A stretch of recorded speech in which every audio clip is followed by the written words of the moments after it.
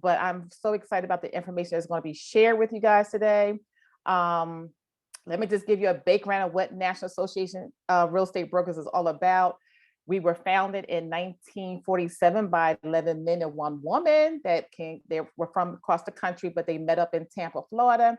And they was founded as an equal opportunity civil rights advocacy organization for African-American real estate professionals, consumers, and communities in America. So the vision for them was democracy in housing. So just on a little background, see, African-Americans were not allowed to be part of the National Association of Realtors. So they formed their own real estate association, which happens to be the oldest minorities association in America.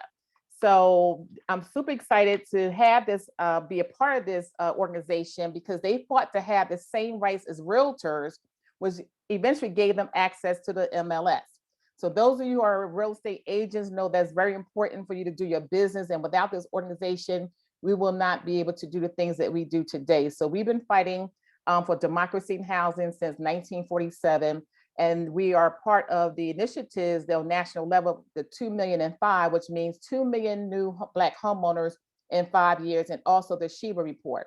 The SHIBA Report is what we're going to be discussing today, which I'm super excited. So it's a comprehensive report that documents disparities.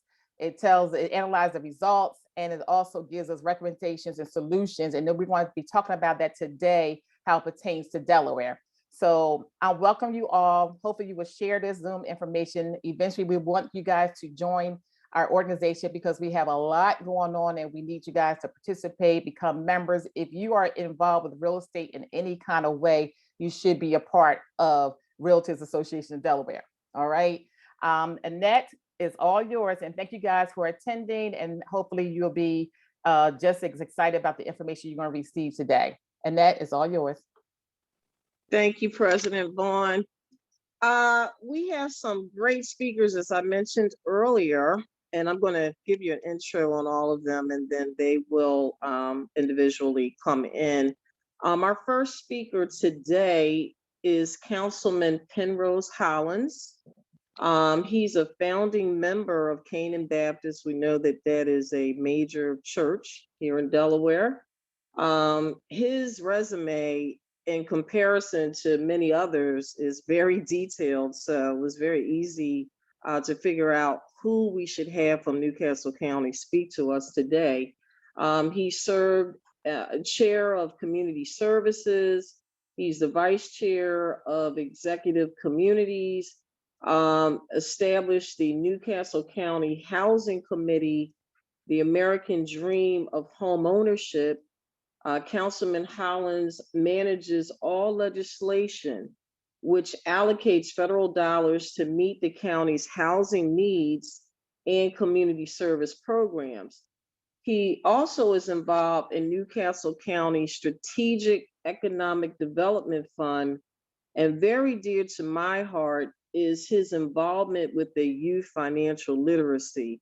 So we are very excited about Councilman Hollins talk to us today. Our second speaker will be Mr. Cleveland Horton II. He joins us today from HUD's Fair Housing and Equal Opportunity Office.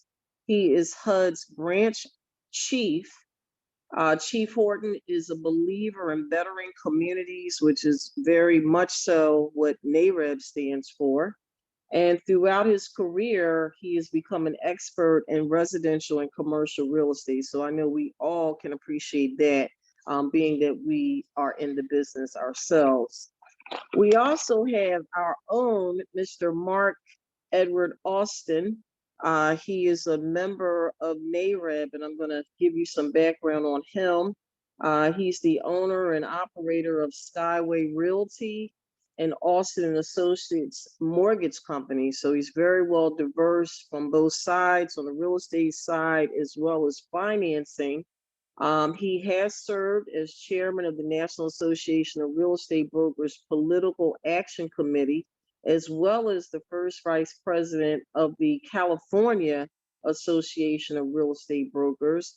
Mark has served as president of the Consolidated Board of Realtors of Los Angeles and as chairman of the Mortgage Banking Committee for the National Association of Real Estate Brokers. So those are our three speakers for today. And without further ado, I'd like to introduce our Newcastle County Councilman, Councilman Hollins. Thank you again. And it is yours. Thank you very much, Annette, for the introduction for me and the other panelists here this afternoon. I would like to just make one correction. As I mentioned to you on the phone when we spoke a few weeks ago, I'm not so certain what's even in my bio from my office, but there is one correction. I was a founding member of the Canaan Baptist Church in Newcastle, Delaware, but I moved my membership about 4 years ago. I have to make this correction. To the St. Paul's Baptist Church in Westchester, Pennsylvania, which is about a 25-minute drive from my home here in Wilmington. I began my political career with Newcastle County with the creation of the Newcastle County Housing Committee. Before that, there was no housing committee in Newcastle County. So I have served on county council now for the past 30 years. And life, liberty, and the pursuit of ownership has been really my foundational part of my political career. The net worth of middle-class families is concentrated in home ownership. Home ownership has provided the equity to help families send their children to school, to help start businesses, and also to survive stabilization during their retirement. The transfer of wealth for the middle class is usually the most prominent part of middle class wealth. Most middle class Americans derive their wealth through home ownership, and if they're fortunate, to other forms of ownership. Louis Gluckman was a renowned real estate investor from New York, and he's known for these words: the best investment on earth is in earth. And I think that still holds true today. And those of you in the real estate community can probably attest to that. Here in Newcastle County, we are like many other political jurisdictions across the country. A significant portion of our funding for affordable housing is derived from the federal government through HUD. And it is significant based upon the population. As you probably know, those of you in Delaware, and those of you who are not even in Delaware know that Delaware is a relatively small state compared to California, to Maryland. Delaware has about 970,000 residents. About 570,000 of those residents live here in Newcastle County.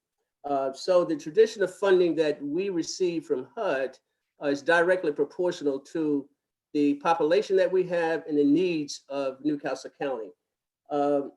We receive about $20 million from HUD on a regular basis, but more recently we've received additional funding through the CARES funding, and we've also received additional funding a few years ago through neighborhood stabilization. And through both cases, we've used most of those dollars to provide better opportunities for the minority and the populations here in Newcastle County, Delaware.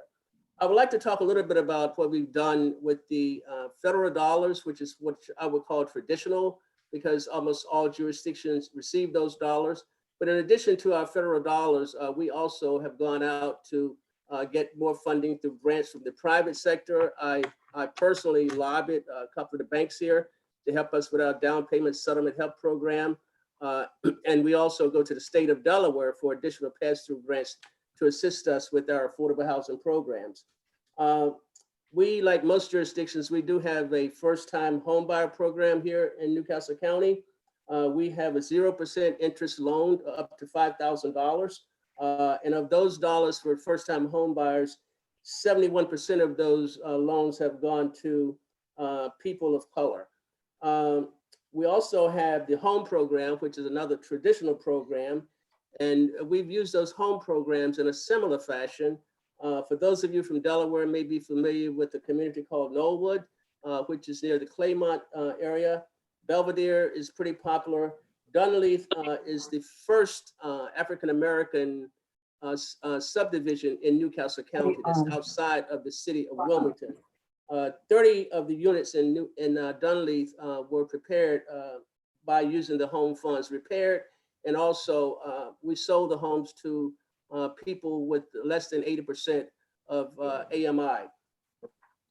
Going on to the neighborhood stabilization program, we were able to not only use those funds to rehabilitate homes in some of these areas that I mentioned, but also to sell those homes. In some cases, we used outside developers, and we created our own home construction within Newcastle County government to make certain that we can expedite getting the homes built and making certain that those homes went to folk that at least 120% or less AMI. So no one making over 120% of AMI would qualify for any of the homes that we purchase rehab during neighborhood stabilization programs.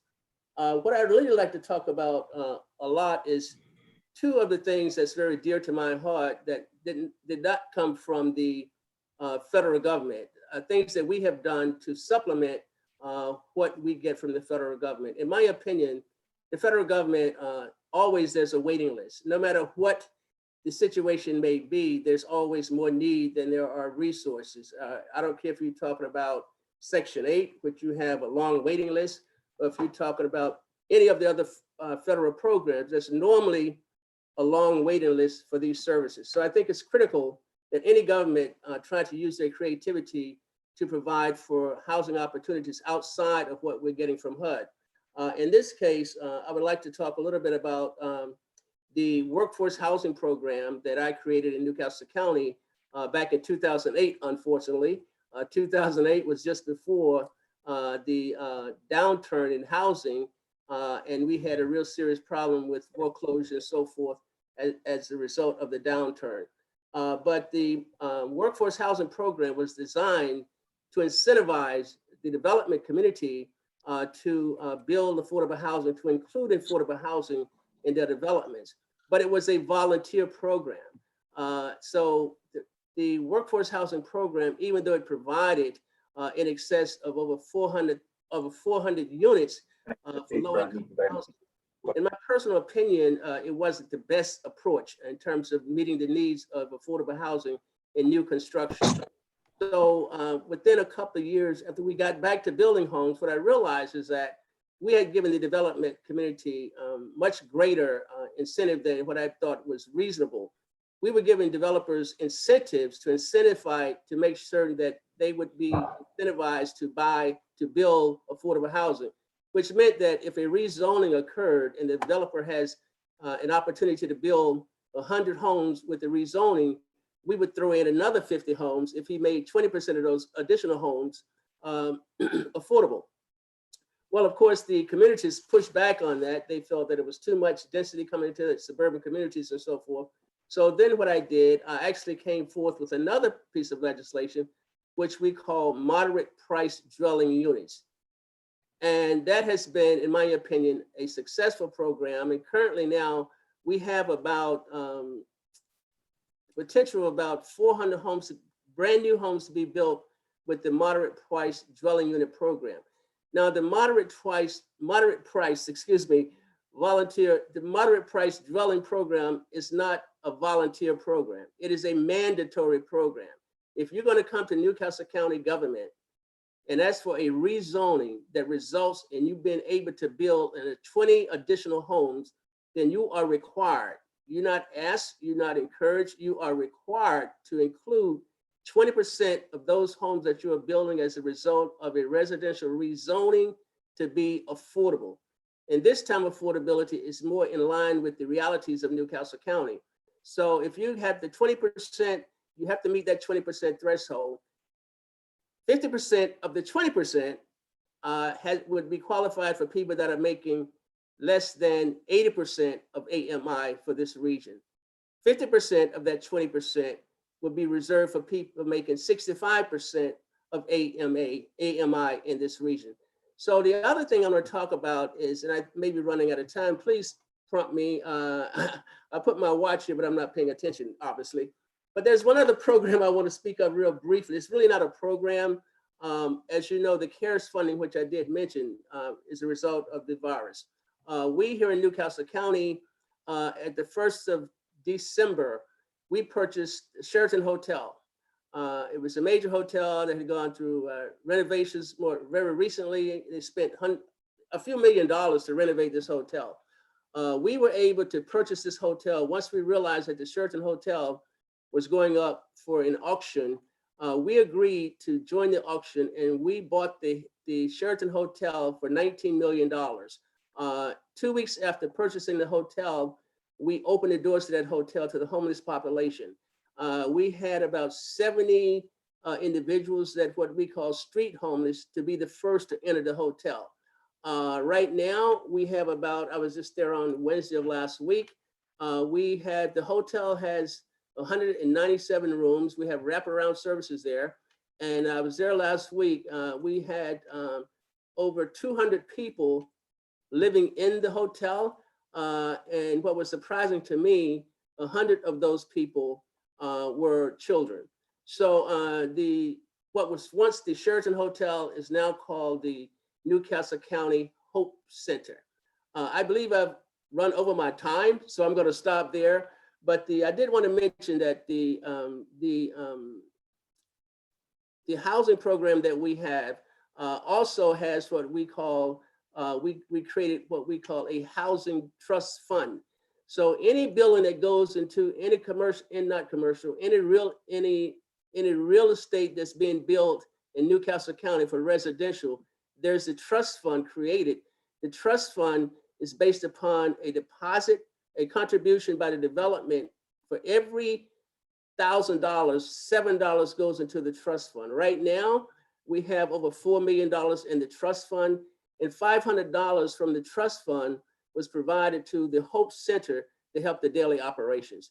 So I'm going to wrap it up right there. I think I've gone beyond my time. I apologize for that. So I'll stick around for questions later. Thank you very much. Wow, that was extremely impressive, Councilman Hollins, excuse me. It just is good to hear our tax dollars being utilized in a good way and helping people. That's tremendous. Thank you so much. Our next speaker is Chief Horton, Cleveland Horton, from the Housing of Urban Development. Yeah. Good afternoon, everyone. On behalf of the Department of Housing and Urban Development, we would definitely like to thank the Realtist Association of Delaware and President Bond for our invitation to speak today. I also want to commend Councilman Hollins on all the great work that him and his office is doing for the great people of Delaware. Again, my name is Cleveland Horton II. As mentioned, I am an enforcement branch chief for Region 3 for the Department of Housing and Urban Development.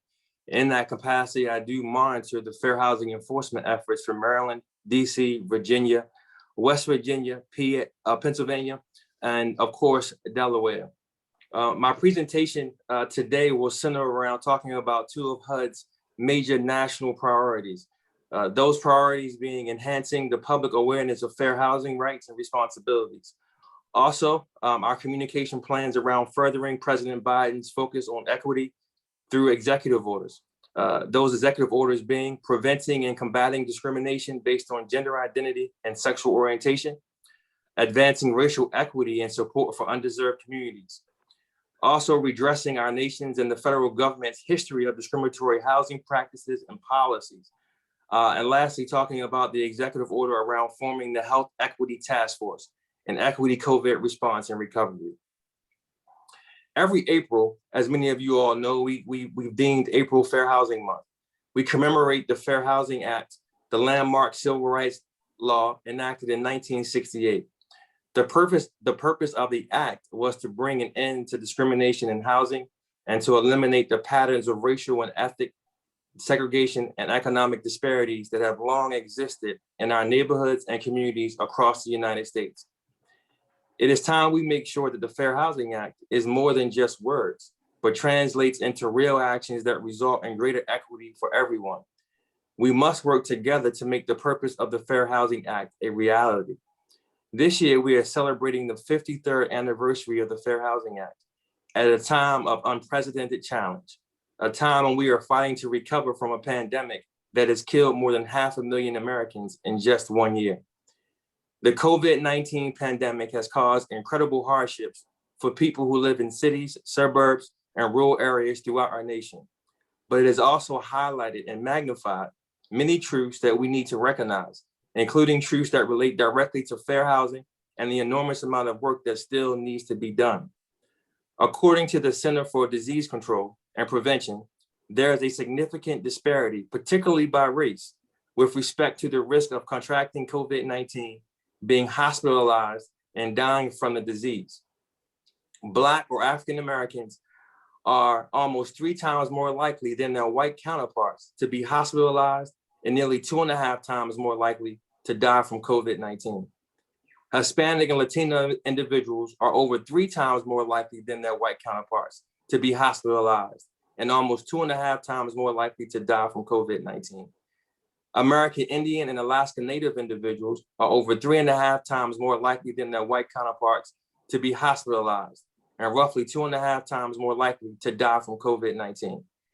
Individuals with disabilities, particularly those with intellectual and developmental disabilities who live in congregate settings, are more likely to contract COVID-19. Approximately 13% of individuals with these types of disabilities live in segregated congregate settings where COVID-19 has killed large numbers of residents, including many people with no real choice other than living in a nursing home or institution, who would have faced much less risk if they had been able to live in homes and apartments like everyone else. There is no doubt that these disparities are more recognized today, in part because of the spotlight the pandemic has shone on them. But the inherent unfairness and these pervasive inequities are pre-existing conditions that require our continued focus and effort to overcome. We have to acknowledge what we know so that we can plot an equitable path forward. We know that minority groups have unequal access to healthcare, in part because of where they live and in part because of economic opportunities they have been denied. We know that members of minority groups experience higher rates of poverty and overcrowded living conditions. We know that members of minority groups disproportionately represent our essential workers and therefore have a greater risk of exposure. We know that there are educational, income, and wealth gaps that must be bridged. We know that too many individuals with disabilities cannot access sufficient, affordable, and accessible community-based housing options, such as affordable apartments where they can receive services. Central to HUD's mission is promoting fair housing, ridding the nation of housing discrimination, and overcoming the lack of fairness created by decades of systemic inequitable policies. As a nation, we are finally confronting some of the most difficult issues that have persisted far too long. And HUD, as well as the new administration, has been working tirelessly to promote equity and vigorously fight for the rights of underserved communities. Our current administration has already demonstrated its commitment to these issues, and HUD has begun to implement many of the president's executive actions. On January 20th, President Biden issued an executive order on advancing racial equity and support for underserved communities. On day one, the current administration began the work and demonstrated its commitment to working with communities to end housing discrimination, redress the ongoing harms of racist housing policies, remove barriers that restrict access to housing and neighborhood choice, and secure equal access to housing opportunity for all. HUD is, of course, going to be instrumental in achieving racial equity and implementing the policy objectives put forward by the president. This is not going to be easy, but everyone at HUD is committed to working together to make equity a reality. We must recognize the importance of eliminating racial bias and other forms of discrimination at every stage of home buying and renting, lifting barriers that restrict housing and neighborhood choice, and ensuring the sufficient availability of accessible housing. We must tackle the lack of affordability of housing and ensure that affordable housing is developed and located in areas that afford its residents access to vital community assets, including good schools, good paying jobs, and reliable transportation. We also know how important it is to have a stable, safe place to live during a pandemic, and that communities of color and underserved populations have disproportionately experienced housing insecurity. On April 1st, HUD withdrew the proposed mixed status rule. This proposed rule, if implemented today, would have forced over 25,000 families to choose between splitting up or losing the place these families call home. HUD makes it clear that mixed status families, those in which some members have immigration status that makes them eligible for housing benefits while others do not, can continue to live together as a family in HUD-assisted housing. HUD will not force families to make the choice between eviction or separating their families. Not now, especially during a pandemic, or ever will HUD take part in these activities. Second, the president has ordered HUD to determine how to redress our nation's and the federal government's history of discriminatory housing practices and policies, and HUD will do just that. This requires us to work together with our stakeholders, who will play a critical role in ensuring that we undertake and meet this challenge. The president has acknowledged the role that federal, state, and local governments have played in promoting the systemic discrimination that helped create the segregated communities we see today. We know that diverse and inclusive communities strengthen our democracy. We will be undertaking a number of initiatives to promote fairness, inclusion, justice, and choice when it comes to where people are able and choose to live. HUD will ensure its regulations are consistent with the Fair Housing Act. This includes ensuring that affirmatively furthering fair housing mandate and the discriminatory effect standard under the act are fully implemented. Third, the president on his first day in office made it clear that this administration will prevent and combat discrimination on the basis of gender identity and sexual orientation. We are proud that HUD was the first federal agency to implement the president's executive order on this topic. On February 11th, HUD issued a memorandum stating that the Bostock Supreme Court decision extends to the Fair Housing Act's prohibition on discrimination because of sex. HUD, for the first time, is taking the unparalleled step of adding protections for lesbian, gay, bisexual, transgender, gender nonconforming, and queer individuals when trying to find a place to call home. Members of the LGBTQ community deserve and have too long been denied the protections of the Fair Housing Act. HUD will ensure that these individuals' rights are finally protected. Finally, as we are all too aware, we must continue to combat the pandemic, but we must help make the fight equitable. Everyone needs to have access to the resources they need to stay safe and healthy. HUD will continue to play a crucial role in implementing this order from the president. HUD will continue to participate in the Health Equity Task Force. We will work with our partners and grantees, including states, local governments, tribal governments, public housing authorities, and our fair housing partners, such as our FIPS and our FAPS, to address the unique issues the pandemic has highlighted that relate to housing, ensuring an equitable recovery for underserved and marginalized populations, such as individuals and families experiencing homelessness. This year's Fair Housing Month theme, Fair Housing, More Than Just Words, is so relevant and timely and reflects the need for action. The theme is consistent with the approach the Biden administration is taking toward advancing equity in housing and the importance of increasing the public's awareness of their housing and civil rights. The Office of Fair Housing and Equal Opportunity will be stepping up our efforts to enforce the Fair Housing Act, which prohibits discrimination in housing transactions based on race, color, national origin, religion, sex, including sexual identity and gender identity, familial status, and disability, along with other federal civil rights statutes it enforces. This begins with the fundamental recognition that everyone has the right to live full and free lives, beginning with living where they choose, regardless of what they look like, where they come from, or who they love. Never has the need to be vigilant in addressing persistent discrimination been greater. Last year alone, HUD and its Fair Housing Assistance Program partner agencies received more than 7,700 complaints alleging discrimination based on one of the Fair Housing Act's 7 protected classes. And we know that while some people file discrimination complaints, many other instances of discrimination go underreported. When housing options are limited, it is much more difficult for individuals and families to access good schools, jobs, and economic opportunity. That is why HUD is expanding the protections in the Fair Housing Act and will undertake robust enforcement to ensure discrimination is not tolerated. All right. On February 11th, HUD announced that it will begin investigating complaints of discrimination based on sexual orientation and gender identity, expanding civil rights protections under the Fair Housing Act for LGBTQ persons seeking housing or temporary shelter throughout the nation. No one should be denied the housing of their choice because of their sexual orientation or gender identity. HUD will also be devoting resources to protect the rights of individuals to feel and be safe where they choose to live, without having to endure degrading sexual harassment or unwanted sexual advances. This includes individuals, particularly women, who continue to have their housing conditioned upon consenting to unwanted sexual advances, even as the COVID-19 pandemic makes it more important than ever to have a safe, secure place to live.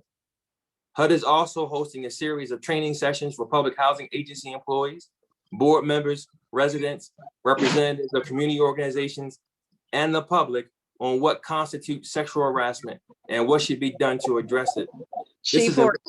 Yes, ma'am. Sure. I want to thank you so much, but you know, we got a time thing, we got another speaker, but I'm quite sure we're going to have plenty of questions. Thank you so much for your excellent presentation, but if you could just stand by for a second. Now we have Mr. Mark Austin from NAREP with the SHIBA report.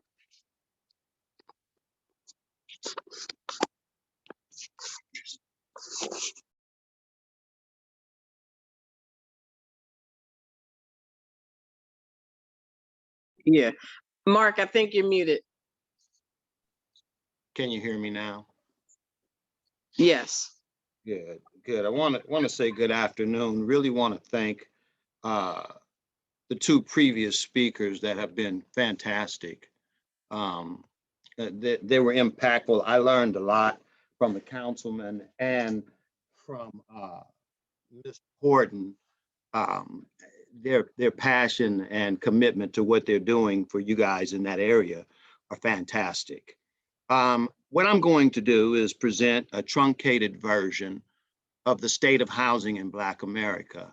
State of housing in Black America is, as stated earlier, a comprehensive report put out, commissioned by the National Association of Real Estate Brokers, NAREP. We've been doing it since 2013 and attempting to present it at the, to roll it out every year at the Congressional Black Caucus. I do need to say a couple of things. One is I'm not diverse in this presentation. I come to have a family conversation with Black Americans. I come to try to be open and honest with regard to where we are, what has happened, what the history is, and what the current statistics are. So with your permission, I'm going to talk about Black stuff. It's not to disparage white, Hispanic, Asian, or any others, but it's come have a family conversation. We've talked about the National Association of Real Estate Brokers. You mentioned that it was formed in 1947 by 12 individuals, 11 men and 1 woman in Tampa, Florida. It was formed, Florida. It was formed out of a need. There was housing issues and housing riots at the end of World War II, just like there was at the end of World War I in America. Blacks were returning home from fighting for the world's freedom and coming to find that they didn't have even the housing freedoms that they needed to have to house themselves and their families in America. And this association was formed because we were not allowed to be part of the Realtor Association. So since 1947, NAREP has been the watchman, not just for Black professionals, but for the Black community when it comes to democracy and housing. Welcome to the NAREP family, Realtist Association of Delaware. We are talking about building Black wealth through home ownership. We recognize that over 90% of Black wealth lies in home equity in America, aggregated across all races. Renters on average across all races are worth $5,000, while homeowners are worth over $200,000. 44.1%, that's the national fourth quarter 2020 Black home ownership rate, 44.1%. 74.5%. Again, fourth quarter US Census. White home ownership rate, that gap is 30.4%. In 1900, when Jim Crow and racism was legal and rampant, the gap between Black and white home ownership was 27.6%. In 1968, when they passed the Fair Housing Law, Black home ownership stood at 42% and white home ownership stood at 63.9%.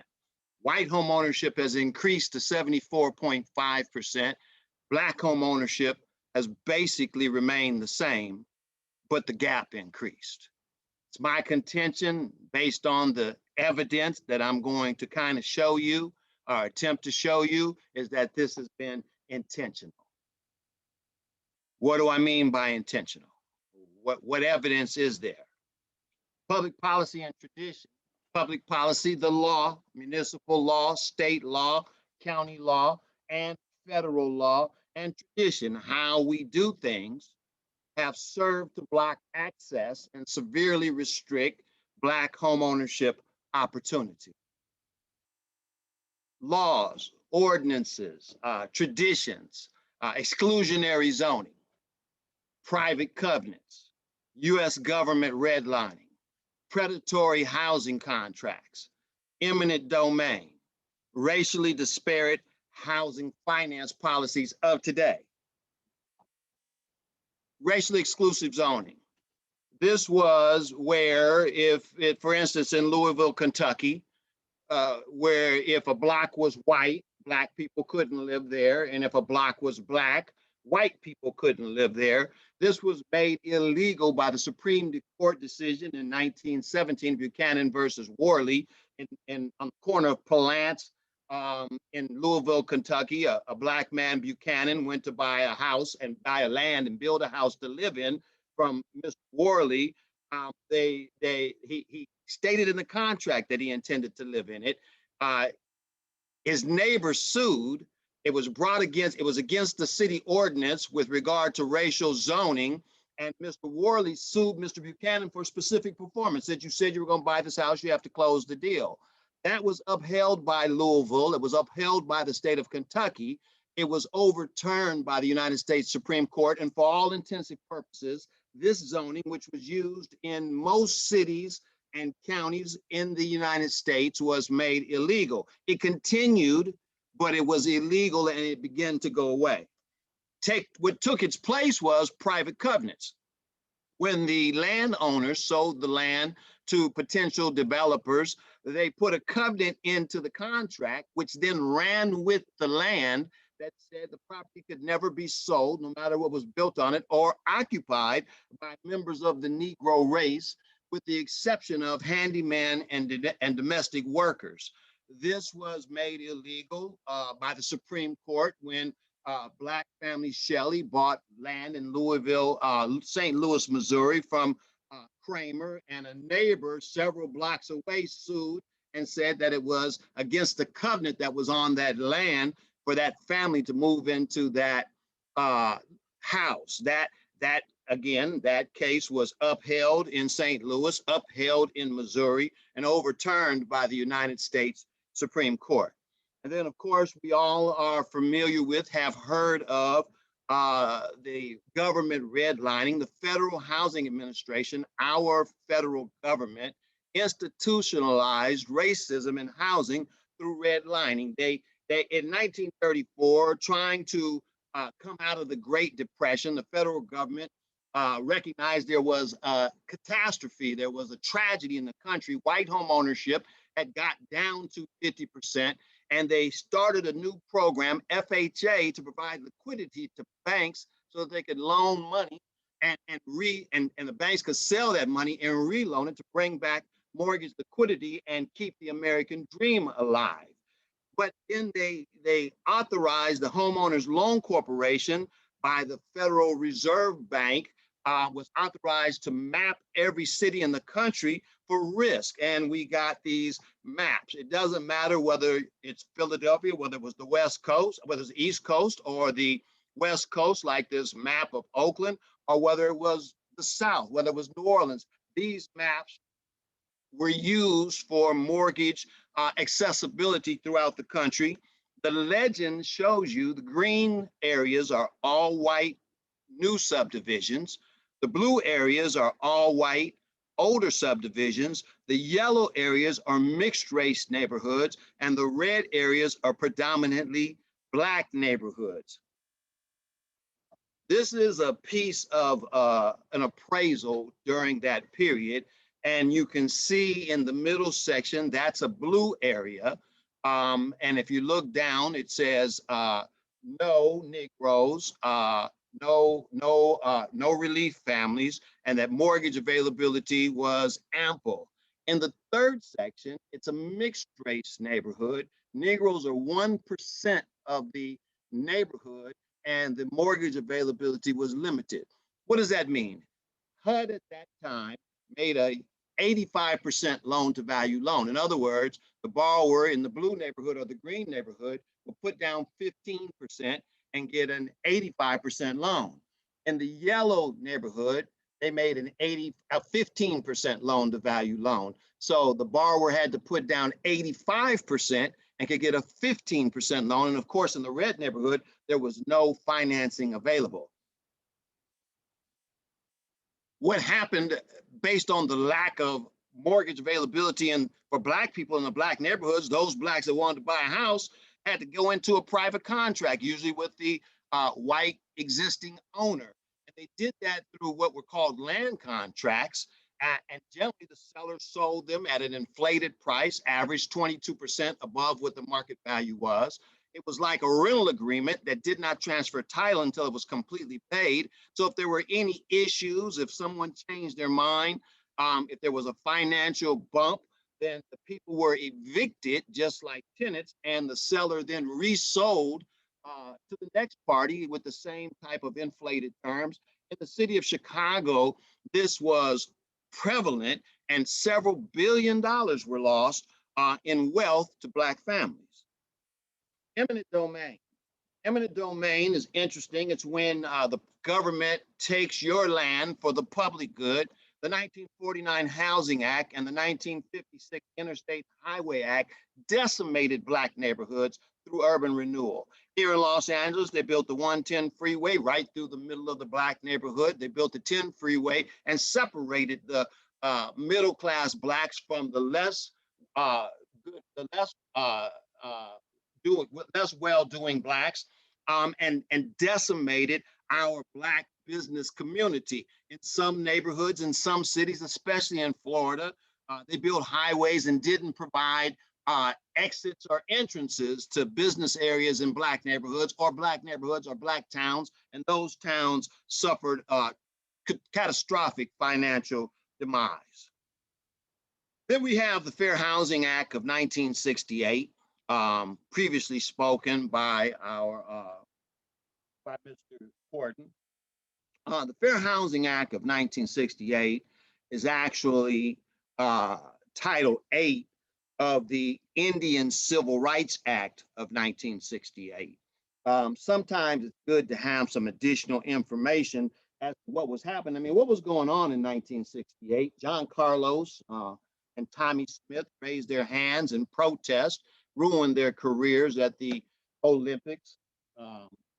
James Brown put out Say It Loud, I'm Black and I'm Proud. United States landed a man on the moon. And then, of course, on April 4th, Martin Luther King was assassinated on April 4th, 1968, which precipitated this bill, which was failing in the Senate, based on the amount of riots and protest in the country, brought the bill back to prominence, and it passed and was signed into law on April 11th, 1968.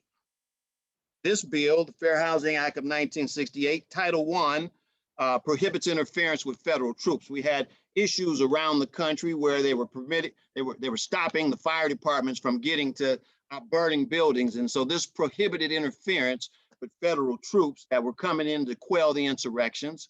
Titles 2 through 7 It deals with Indian civil rights. Then we have Title 8, which is our Fair Housing Act that we focus on. Title 9, prevention of intimidation in fair housing cases, which was very important. Title 10, which was part of the negotiation, the civil obedience. In order to get the fair housing section, Title 8, they made it a felony punishable by up to 5 years imprisonment or in any way obstruct, impede, delay, or adversely affect the movements of firemen, police, or commerce. Then they added, in addition, a rider. This was the H-Rap Brown rider. A rider attached to the bill also made it a felony to travel from state to state with intent to promote, incite, encourage, or participate in and carry out a riot. What's the difference between a protest and a riot? The determination by the police.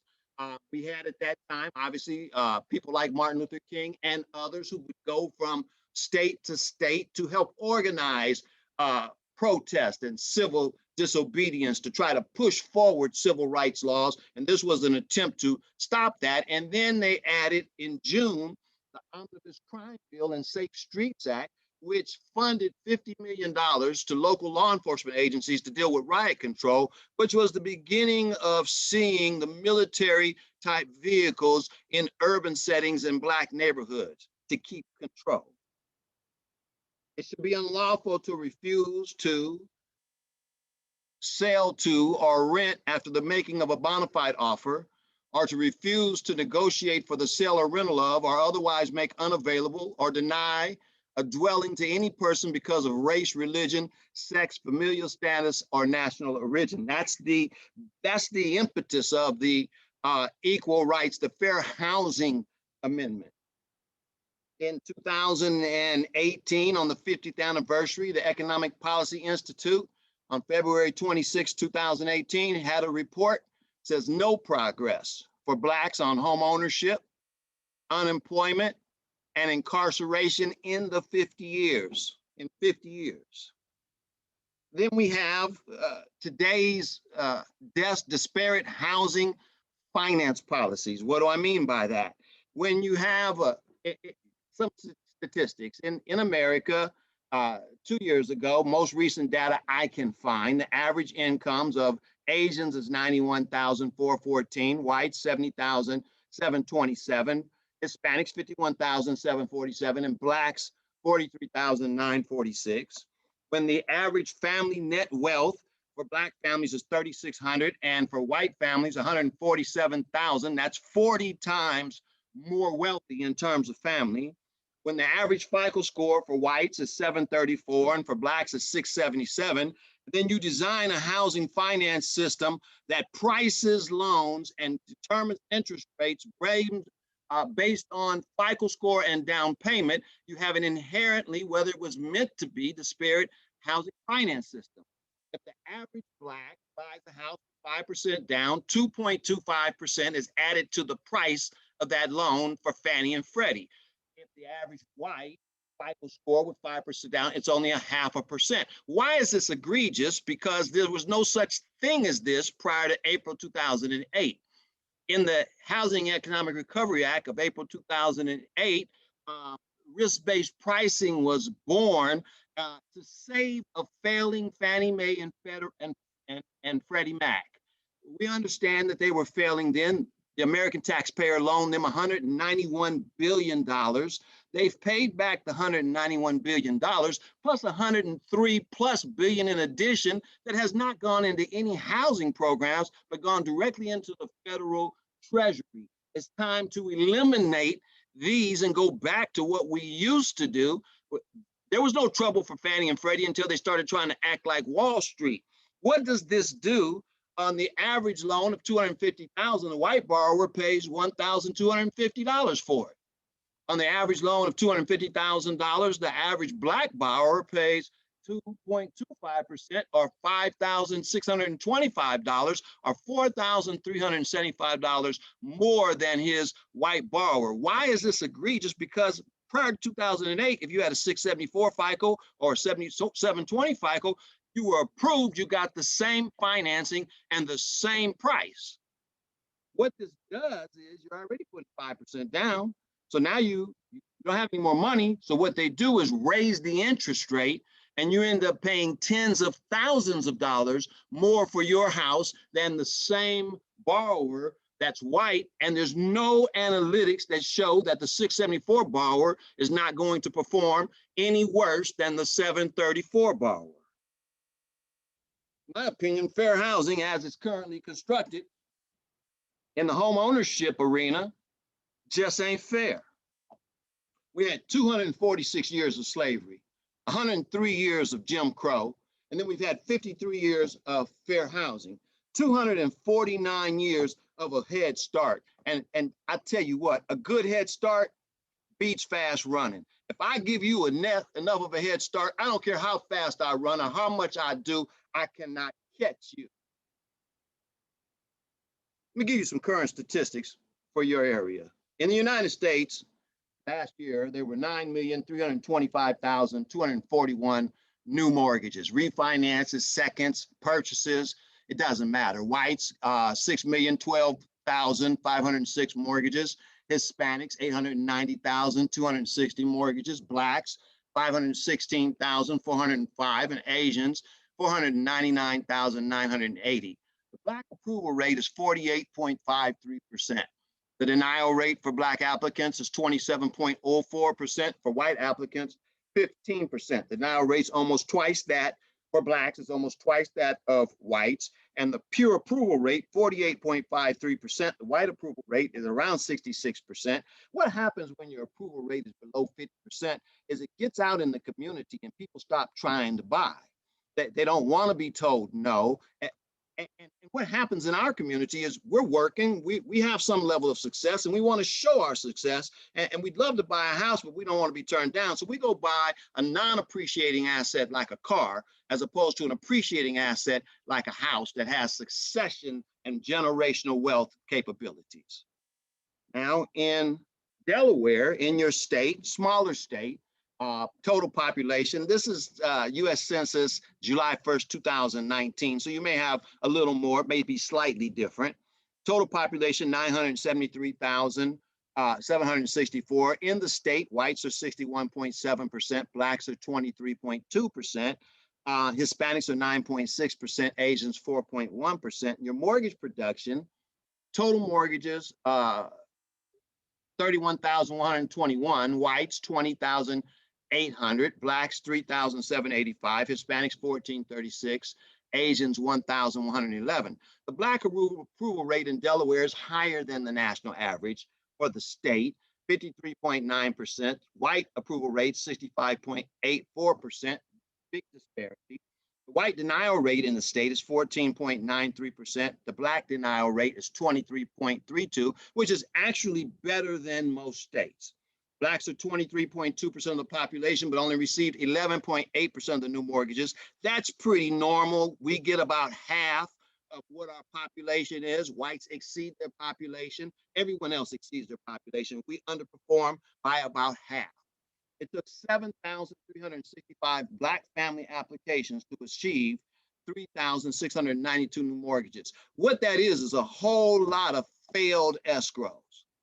That's what that is. You got 4,000 failed escrows in those denials, fallouts, and walkaways. In New Castle County, total population 538,753. Whites are 56.3% of the population. Blacks are a little higher than the state, 26.4%. Hispanics 10.4%, Asians 5.8%. Total mortgages 15,252. Whites 9,109. Blacks 2,423. Hispanics 932. Asians 891. The Black approval rate is up from the state in New Castle County. Good job, New Castle County. 54.71%. Whites approval rate 66.50. The Black denial rate is 23.12. White denial rate is incorrect on this. Blacks are 26.4% of the population and receive 15.8% of the new mortgages. That's a tighter gap there. That's a tighter gap. We're performing, and I'm going to say it's in the suburbs of Wilmington as opposed to Wilmington, and I'll show you why. There were 4,894 Black applications to originate 2,423 new mortgages. Still a lot of fallout, a lot of denials. Now to bring it to Wilmington, to the city of Wilmington, total population 70,166. Again, U.S. Census, July 1st, 2019. Blacks, Wilmington is a majority Black city, 58.3%. Whites are 29.2, Hispanics 10.2, and Asians 1.2. Total mortgages in Wilmington, 1,308. Whites, which are 29.2% of the population, got 648 loans. Blacks, which are 58% of the population, got 330 loans. Hispanics 77, and Asians 40%. Black approval rate dipped back below 50% to 49.62%. White went up in Wilmington, in the city of Wilmington, 67.78. Black denial rate went up. It's 29.77% for Blacks and 13.91% for whites. Blacks are 58.3% of the population, but only received 25.2% of the new mortgages. It took 704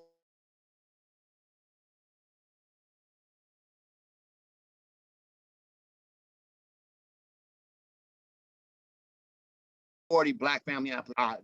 There's a 50% chance that your loan, your deal may or may not close. What do these statistics tell us? And we'll start to wrap this up. Today's housing realities are the reflection of yesterday's unfair housing policies. On October 19, 2020, NAR president, the new president of NAR, Charlie Oppler, issued a formal apology for the association's past policies that contributed to segregation and racial inequality in America. NAR stood opposed to every civil rights or fair housing amendment law or policy that had been introduced in America up to that point. It says we can't go back and fix the mistakes of the past, but we can look the problem squarely in the eye. What realtors did was shameful, and we are sorry. Well, I disagree that they can't go back and fix the mistakes of the past. What they can do is unite with us and begin to advocate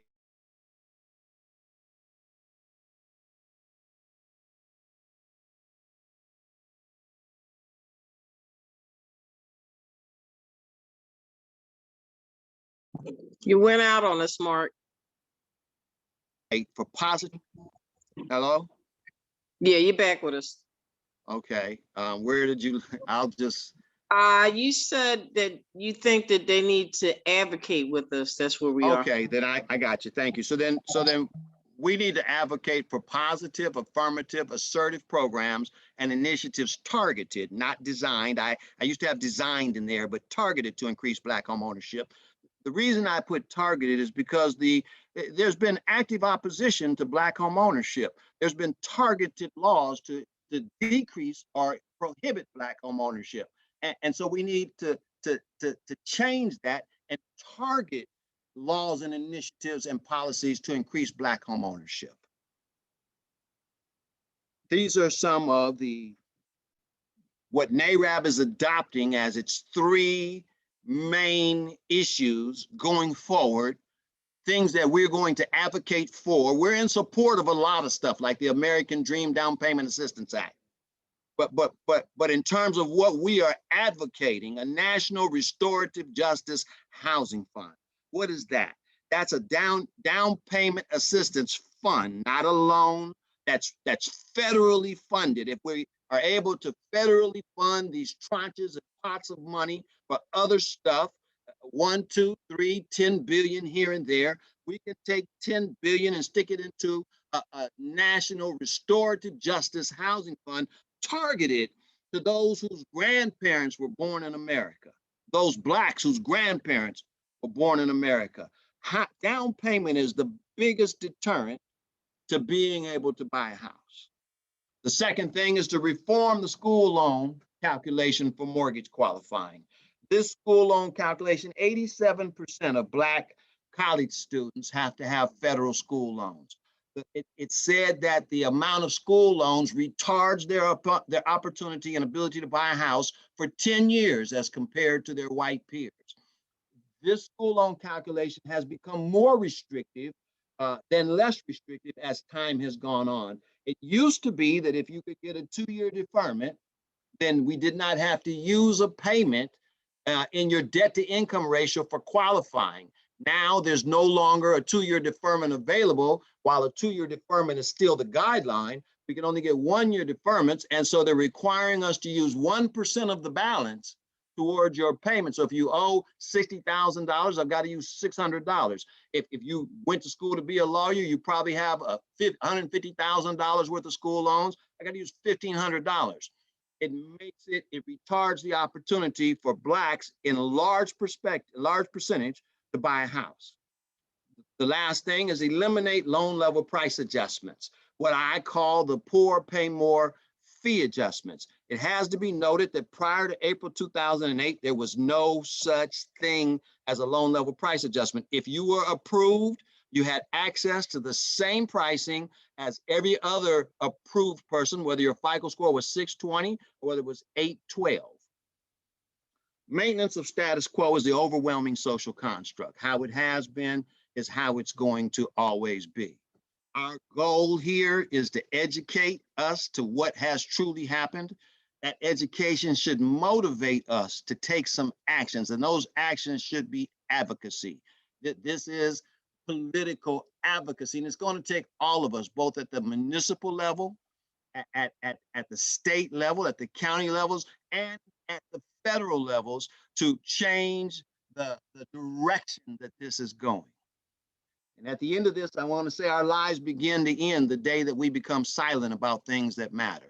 Home ownership matters. Black home ownership really matters. It's what provides and builds wealth for our successive generations. Thank you for allowing me to present this to you today. Mark, excellent as always. I mean, we just thank God for you and what you are doing for the organization. All of you guys are just really excellent.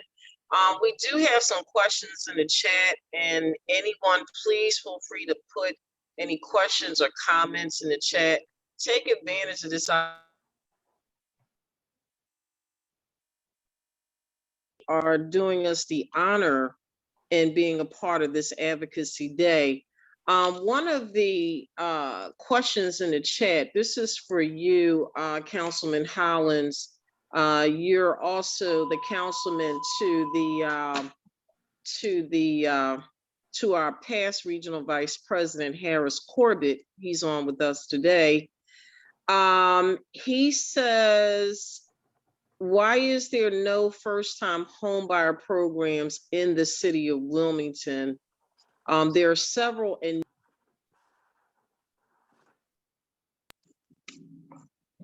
You're muted. Penrose? Annette, you had to repeat it because you mute yourself, Annette. Okay, no, somebody was calling on my phone. This is for you, Councilman Hollins. Harris Corbett, he's our past regional vice president. He put a why is there no first-time homebuyer programs in the city of Wilmington?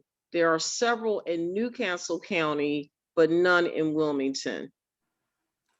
Thank you for the question, Harris. It's very important that the citizens of Wilmington realize that they're being shortchanged, and in my opinion, in more ways than one, to have a city that's majority minority and not to be more inclusive. As you probably know, Harris, in the city of Wilmington, you primarily have one developer, that's Bacini Poland, who is cozied up with the leadership in Wilmington, Delaware. I have a very good friend who represents me on the Wilmington City Council, Councilwoman Linda Gray. I have given her ideas for inclusionary zoning. With all of the zoning changes in Wilmington, you don't see anything at all as it relates to inclusionary. So Bacini Poland uses a lot of federal dollars, government dollars, to build most of their projects, yet there is no inclusionary programs at all in the city of Wilmington. I'm surprised to know that there is no down payment settlement help program in Wilmington. That's almost criminal. I assumed at the beginning of my presentation that most jurisdictions had some degree of down payment settlement help. I would certainly look into it and talk to Councilwoman Gray and ask her to advance that in the Wilmington City Council. It's surprising to me that they have none. But the city of Wilmington is not subordinate to Newcastle County, as you probably know. So in Newcastle County, you're going to find that a lot of the zoning and other kinds of things are quite different than they are in the city of Wilmington. And it's really upsetting to me because we do have a majority minority city in Wilmington. But I would certainly, you can feel free to phone me and we can have a further discussion. And I would also definitely pass this on to my councilwoman, who is Linda Gray. Thank you, thank you. I just want to say thank you to yourself. I've seen you on plenty of occasions in the streets and in different various churches. And my buddy Mark over there, I want to thank you, Mark, as well. Always known Mark for many years, and like most of you guys on the line, I'm kind of familiar. But thank you, Penrose. I appreciate all the service you provide for us. You've done a good, remarkable job. Thank you. Thank you very much. Thank you. There was another question. Why hasn't there been a stronger incentive to make a real estate broker? I'm not sure what the person is stating. If you could clarify it in the chat. I have a question that has been brought up by several. This is for you, Chief Horton, in regards to renting, equity and renting. We realize that in the African-American community in particular, rents are extremely high, mostly in any major city. Most people, they're actually classified as homeless because they have to live with someone, they don't have a deed, they don't have a lease. And so when it comes to the amount of rents, there are some areas that are having conversations about rent control. And I was wondering from what perspective is HUD taking that into consideration? Thanks for the question. I appreciate it. So just to clarify, so my level of expertise is really from the enforcement lens in terms of how we enforce fair housing discrimination, right? So from a market rent standpoint, though, I can definitely take that back to the department that handles that and get further clarification so that you can post it up to your members, so your members will also know what's HUD's position as it pertains to market rent. Can I comment on that? Can you hear me? Yeah, we can hear you, Mr. Austin. Okay. You know, when you talk about rent and rent control, you've seen the numbers with Black home ownership. So we're not the landlords, we're the tenants. We are some owners of single families and personal properties. In my area, Blacks joined the realtors and voted against rent control. We opposed rent control as real estate agents. What we didn't realize that you can't be against gentrification and against rent control at the same time. Rent control is the only thing that keeps your Blacks in your neighborhood when you allow the waivers that the city councils has given the developers and so on for density and height that allows builders to come in and replace existing housing and move out the existing tenants that don't have the protection of rent control. You actually lose your future client base. Your future client base is now gone out of your neighborhood as well, and your neighborhood turns into a neighborhood that's no longer affordable, and every house that's sold is sold to someone who does not look like you. Rent control is so important to being able to maintain the cultural nature of the neighborhood as it stands, and it's so against what real estate professionals typically vote for.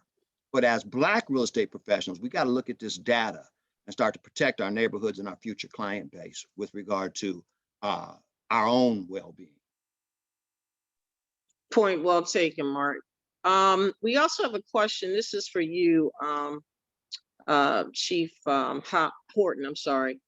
The question in the chat, this is from Harris as well. Harris Corbis says, I see HUD has lowered their credit score back to pre-COVID-19. Any information on that issue? Any information as it pertains to what? Can you clarify that question for me? Just so I can make sure I'm answering it correctly. When you ask for information, what exact information is that person looking for? Yeah, no, it isn't a catch, I got you moment. No, it's just, I know they lowered it from before it was, I think it was 600, it was 540. Now, I mean, there's things surrounding just credit scores, but it went back to 550 and from the 600. So I was wondering, is there anything that you may, I know that isn't your area of expertise, but I was wondering if there's anything you can speak on towards that issue. In terms I don't of, have, yeah, you don't really deal with that area. So my apologies for the question. no, it's not, no apologies needed. Mr. Austin, you were going to say something? Yeah, I do. It is my area.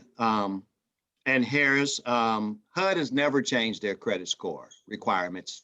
They'll do 10% down to a 500 FICO score and 3.5% down to a 580 FICO score. It was the lenders who decreased, who put overlays on top of the HUD requirement.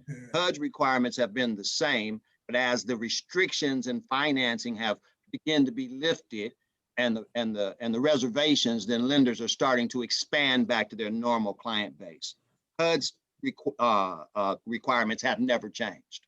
Gotcha. Thank you, Brother Mark. Appreciate it. Mm-hmm.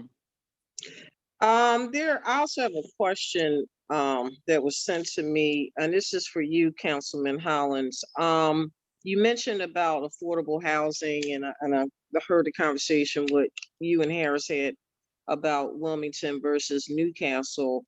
But is there any future for low to moderate homeowners to even participate in the arena? So what is happening now, perhaps you may have heard that the market has become so congested due to a lack of inventory. This was prior to COVID.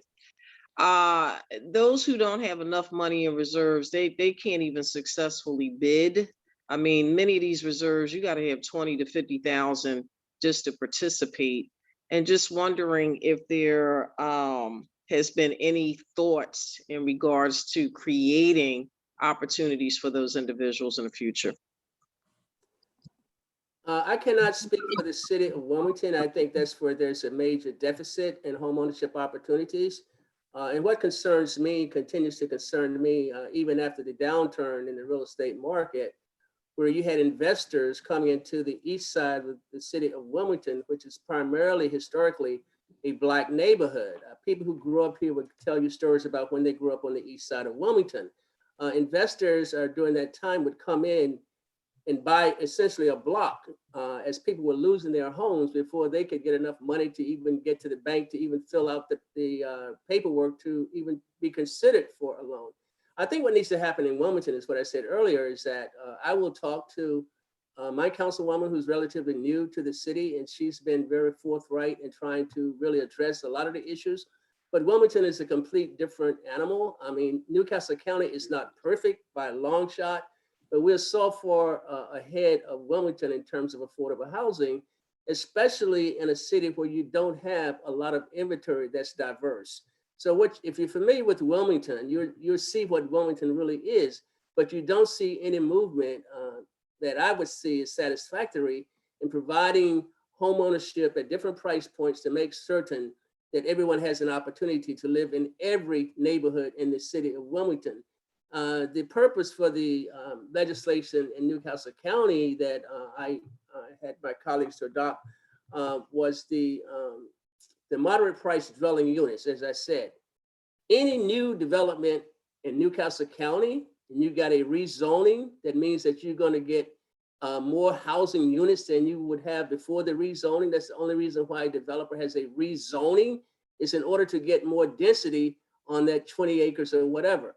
But if that happens in Newcastle County, you don't have no other option but to provide that housing at those price points that I mentioned. 50% of those houses would go to folk that are in the 80% AMI or below, or 65% AMI or below. There's no such program in Wilmington to even begin to do that. And the very basic thing I believe in affordable housing for any government is to at least have down payment settlement help program. And back to Mark's point, a lot of the problems that we have in Newcastle County and Wilmington and across this nation is the government itself. So a lot of the impediments that you see in housing is because of these planning boards, these land use departments and so forth. And Newcastle County is no different. When I started with the workforce housing program, I was essentially ran out of a church in the southern part of Newcastle County because what those people saw, we called it workforce housing. What they saw was Section 8. What they saw was people coming from Wilmington to live into their neighborhoods. And they saw me as a Black person on Newcastle County Council, which is only 2 of us. It was only 1 of us, which was me, for about the first 15 years. And I was only 2nd person to get elected to the county council here in Wilmington, Delaware in the history. So you still have that kind of racism going on even here in Newcastle County. So it goes back to who you elect. There are consequences. And quite frankly, it's a hard sell. But in the city of Wilmington, where you have a majority minority population and a majority minority council, the president of the council is a minority, and you don't get any movement. So we have to move the Wilmington City Council, and the most progressive person, in my opinion, on that council is Councilwoman Linda Gray, and I will be having this conversation with her. But we have no jurisdiction over what happens in Wilmington, Delaware. They have their own government, mayor, council, etc. So they don't live by our rules, even when it comes to code enforcement, land use. They don't live by the county's rules. Great, thank you very much. But the other thing is, you mentioned the Sheraton. I think that's great in terms of the homeless. Are there any programs to help the homeless who are residing there to become independent? Yes, what I mentioned, it's wraparound service at the Sheraton. Now we call it the Newcastle County Hope Center. Christiana Care is there to take care of the folk who has health issues. We have the Bridge, which is there to help folk who are having mental challenges, to help folk that are having addiction challenges. We have a Friendship House who's there, who has locations throughout Newcastle County to work with this population. They have the experience to work with this population, which they've been working with this population long before Newcastle County bought the Sheraton Hotel. But we wanted to bring in people that have the experience. We even have family friends. It's an animal shelter that has facilities there because we have about 10 pets at the Hope Center. We provide a shuttle service that leaves the Hope Center every hour to take folk to the bus, to 2 different bus depots to get on the bus. But we also provide them with the passes once they get to DART buses so they can go to and fro. It's what we call a low barrier homeless facility, meaning that you don't have to get out in the morning like you do at the other shelters around town and in the state of Delaware. You stay there, that's where you live. So we have home counseling services. And for the short time that we've been there, since the middle of December, we have actually had people to move on into housing because of it's not for permanent residency. It's for people to help them. So these services are provided. And the beauty of this is that the services are concentrated. So the people don't have to go from point A to point B to point C and D in order to get these services. So we're partnering with the Delaware State social service agencies. And a lot of our clients are recommended through that venue. So it's a holistic approach because having the people in a hotel without providing the services, especially to the homeless population, we are defeating the purpose. And the other important thing you should recognize is that in Wilmington in particular, there's almost no homeless shelters available in the city of Wilmington at this point in time. They were all chased out of town. But we accept people from Wilmington, Delaware, from Newark, Delaware, from Middletown, Delaware, from all over. So even if you live in an incorporated area and you're homeless, you come to that facility. But it's a very good question, but we realized from the very beginning that we need to have the wraparound services there. Some of the people that are there that are homeless actually have jobs. So they still have to get to their place of employment. We've had a couple of clients that come there who didn't like the idea of living, I guess, under a roof. We actually put up a tent for a couple of folk who just didn't want to be in the hotel. Wow. And more recently, we had when I was there last week, there was a gentleman there that he actually came into the hotel because he was living in a tent. He had a leg injury, which he could not properly take care of his leg living in the tent. He came to the hotel expressly because he needed some medical assistance. And we have the Christiana Care nurses and doctors here. Awesome. And that real quick, thank you so much. This is really good information. I have several questions as well, and I know we're limited with time, but it looks like Yvette has her hand raised.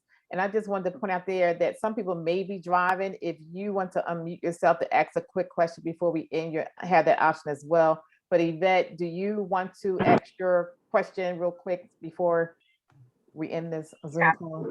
Yes, my question is for Mark. I was wondering if there's any possibility that you could maybe send Annette an email giving us more information about the SHIBA report. Like, I guess my thing is, like, if I wanted to pull the SHIBA report on my own and, you know, present it to another group of individuals, do I have the ability to do that? Or is that something that comes out annually and we have to wait for it to come to us?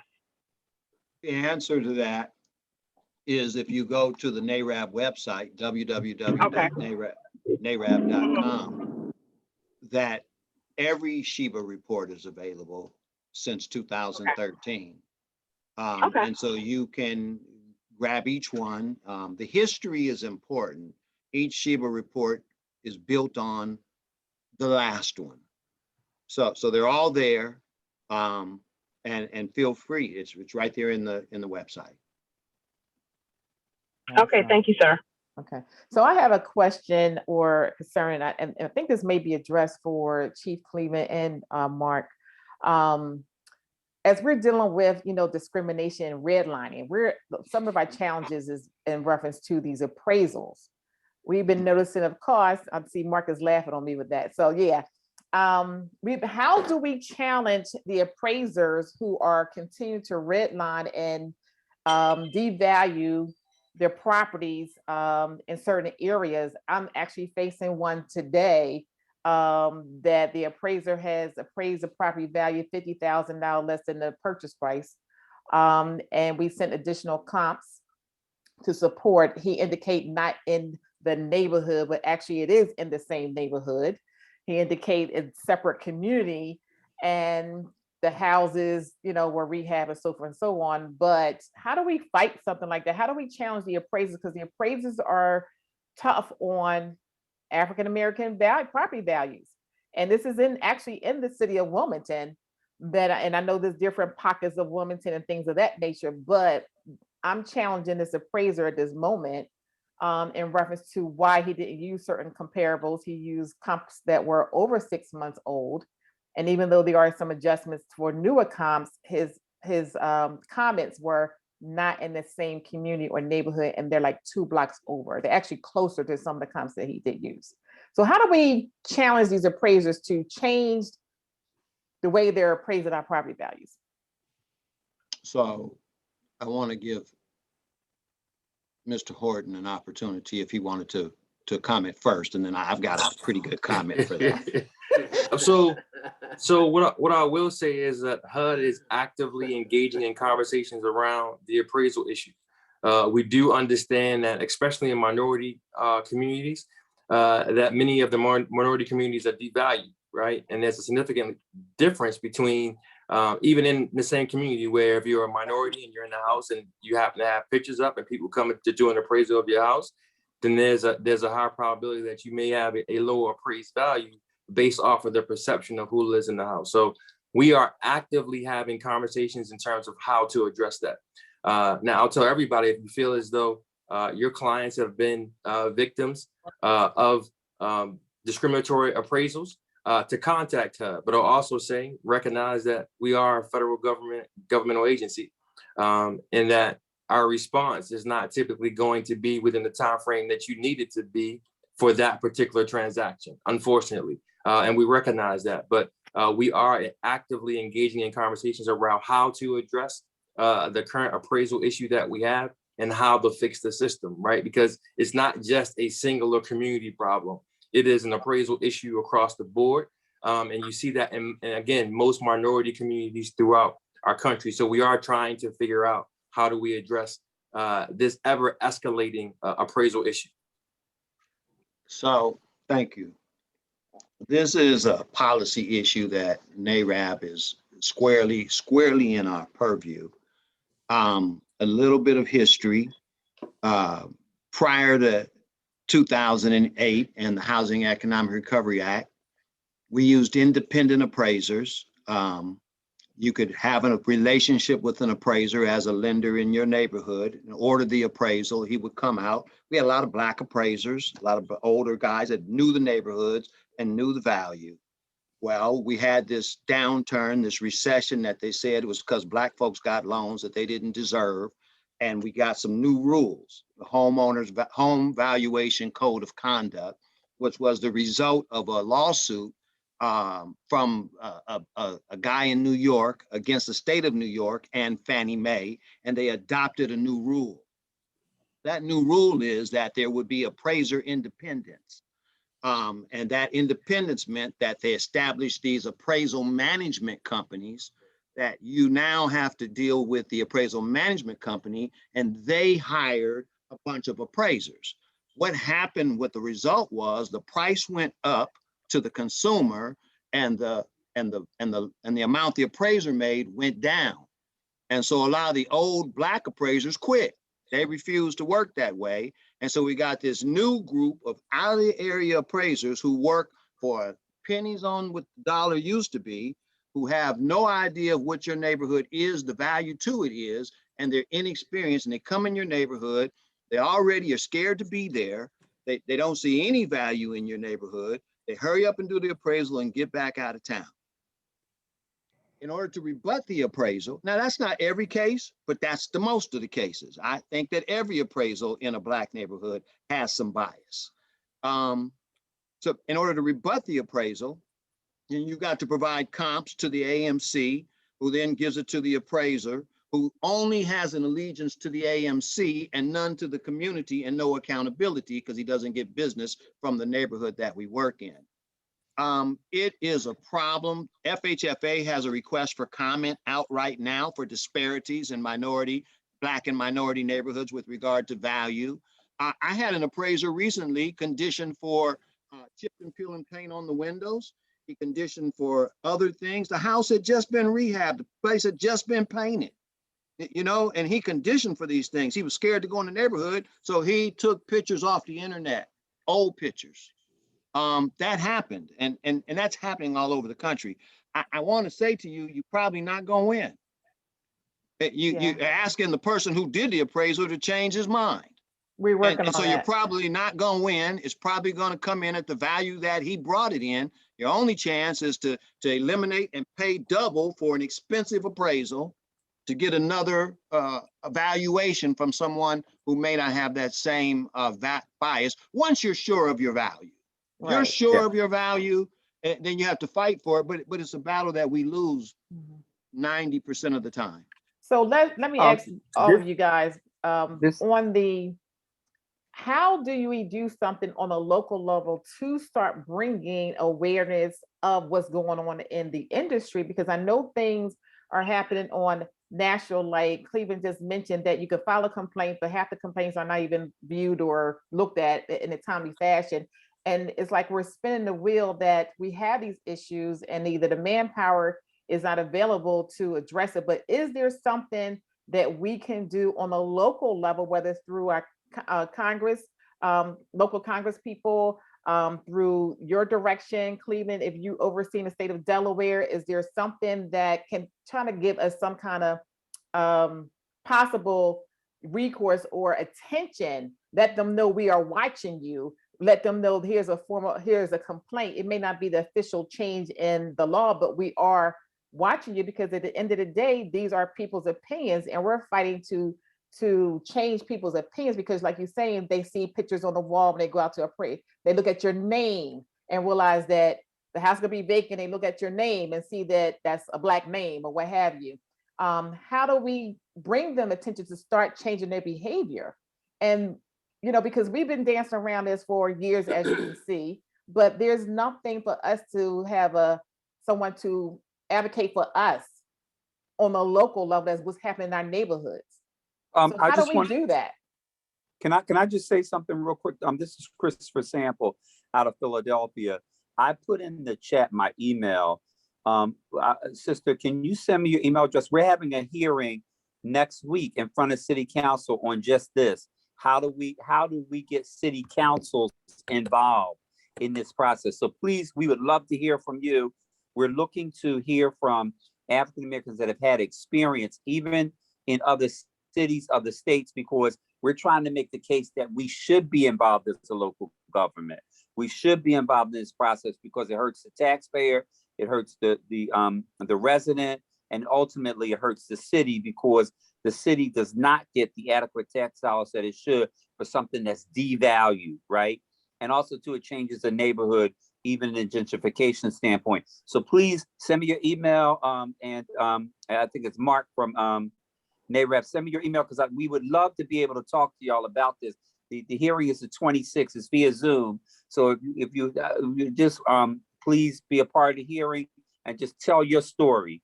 I think that would be really great, especially if you're before a situation right now dealing with an appraiser. Even though it's not in Philadelphia, we would still want to hear your story. It's in the chat from Keisha, and then Mark, send you Mark's if Mark didn't send it. I'm putting mine in the chat now. You know, federal housing policy is, housing finance policy is federal. There's a zillion complaints. That's why there's a request for comment. We do have HUD, but on the other side, there's the conventional market, which is overseen by its conservator, FHFA. Some suggestions. One is we've got to start recruiting our young to get into this business. We got to get young Black appraisers back into the business. We gotta have some help starting Black conglomerate appraisal management companies. We need some Black appraisers I use most of the time in Los Angeles come from Class Appraisal out of Detroit. Our First Look appraisal, which is in Detroit too. So the management company can be anywhere, and the appraisers sign up from all over the country, and they get contracts with the lenders. So as a national organization, we can pressure our partner lenders to sign up these new Black appraisal management companies, which may be owned by groups of appraisers in neighborhoods. There's a method to get this, there's a way to get this done. We just have to be pragmatic and really do it. We can make this happen because the complaints are in. That's why there's the request for comment. This is on the table everywhere. I spoke at Birmingham yesterday. This was on the table. This same conversation is on the table. Wherever you go, it's the same conversation on the table. I sold my house. I had a house in Hollywood Hills. The recession came. I couldn't afford it no more. I paid $2.2 million for that house. I had to move. I tried to list my own house so I could, keep the commission. I had to get a listing to a white person, move out of my house, take my art out of the house in order to sell the house. That's not unusual. It's our experience. And so, yeah, there's ways to make this happen, but we've got to join together, and we are. This is on our agenda at NAREP. This is what we are doing. So I guess that's what I want to say. Well, Yeah, let me speak to Mark, if I may. I would say that you have to look at jurisdictional responsibilities, and as Mark mentioned, the financing is pretty much a federal issue. I can recall being at the Congressional Black Caucus several years ago when we were talking then about the FICO score being used and how it's putting a burden and impediment to Black home ownership. We're still fighting the same fight. But for those of you who live in Delaware, the blessing of this being a small state is that it's very easy to get in touch with your federal delegation. I mean, you'll see Chris Coons all over the place. You'll see Tom Carper all over the place, Lisa Blunt Rochester all over the place. You got to know somebody who know one of them. So as an organization, if you send letters to your congressional delegation who represent a very small state, they know who you are, or you definitely know who they are. They can't hide like they can hide in larger states. Even though we only have one congressperson down there, we have 2 senators.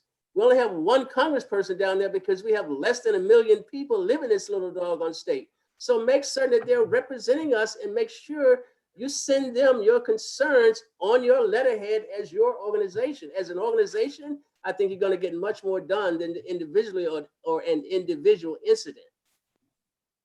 Love it, love it, love it, love it. Thank Thank you you. so Thank you. much. And just in response to that, NAREB has created the Realtist Political Liaison, which I'm participating in. So we have them all over the country. So there's an actual program to have the letters, etc. So thank you very much for that point.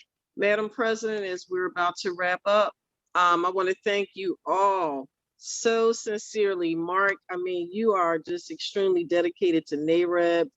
We love you like a brother, and you jumping on the call because you know there's a time difference. So he's sacrificing his time and doing that.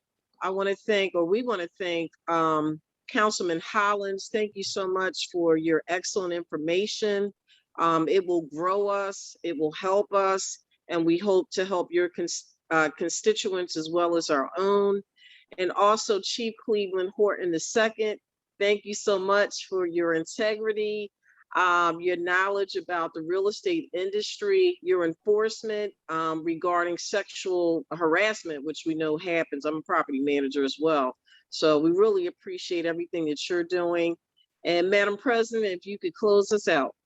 Absolutely. One other Again, thing, are you going to share their email addresses and their contact information? All three of the Yes, we can do that.